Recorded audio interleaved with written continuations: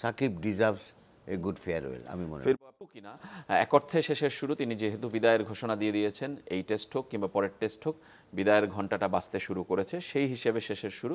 কিন্তু সত্যিকারের শেষ টেস্ট এটাই কিনা, নাকি মিরপুরে তিনি খেলতে পারবেন? আপনার ধারণা কি? ধন্যবাদ আপনাকে। It's a pendulum situation. মানে সাকিব তার ইচ্ছা প্রকাশ করেছে, তার জায়গায় আমি হলেও হয়তো এরকম একটা ইচ্ছা প্রকাশ করতাম। সেটা হলো যে একটা ক্যারিয়ারে মানুষ কিন্তু চায় যেখান থেকে আমি শুরু করছি ওখানে এসে আমার জনগণের সামনেই যদি আমি বিদায়টা নেই সুন্দরভাবে।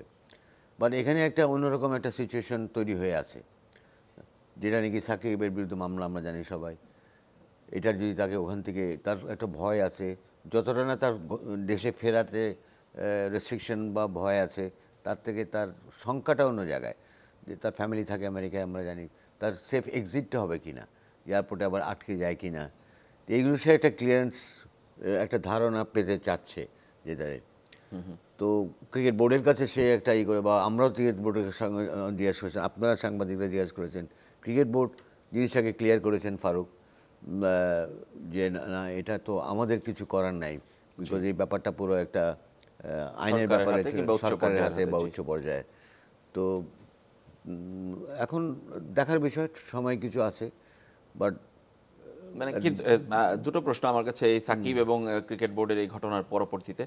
সাকিব কি জিনিসটা নিজের কাছ থেকে বলটা বাংলাদেশের কোর্টে ঠেলে দিলেন কিনা, এটা একটা প্রশ্ন। এবং ক্রিকেট বোর্ড যেহেতু বলেছে তাদের কিছু করার নেই, তাহলে এখন মানে কেউ কি সামনে এগিয়ে এসে উদ্যোগ নেবে?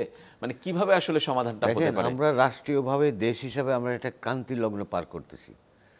হোল বাংলাদেশটা কিন্তু এখন মাত্র কিন্তু একটা ইন্টারিম গভর্নমেন্ট আমাদের আছে। এই ইন্টারিম গভর্নমেন্টটা কিন্তু it's a doctrine of necessity. এটা কিন্তু কনস্টিটিউশনালি কতটুকু এটা নিয়ে বিতর্ক হচ্ছে দেশে, কিন্তু ল অ্যান্ড অর্ডার সিচুয়েশন, এইটা ফেটা অনেক কিছুই একটা বড় বড় একটা গণ অভ্যুত্থান হয়ে গেছে আমাদের এখানে। তারপরে কিন্তু এই সমস্ত ঘটনাগুলি, আজকে যদি সাকিব এমপি না হইতো আওয়ামী লীগের, তাহলে কিন্তু তার কিন্তু এই খোঁজ ঝামেলা আমার মনে হয় না কোনো কিছু হইতো। বাট বিকজ তার ট্যাগ পড়ে গেছে সেখানে, তো সেই দিক থেকে দৃষ্টিকোণ থেকে বলতে গেলে বলতে হবে যে বিড়ালের ঘোড়ায় ঘন্টি পড়াবে কে, মানে who will take the initiative, এই রিস্কটা কে নিবে, কে একজন রিকোয়েস্ট নিয়ে যাবে, বাট গেলেও যদি সেটাকে বুমেরাং হবে কি না, বা হলে কতটুকু হবে, বা আমার উপরে আসবে কি না।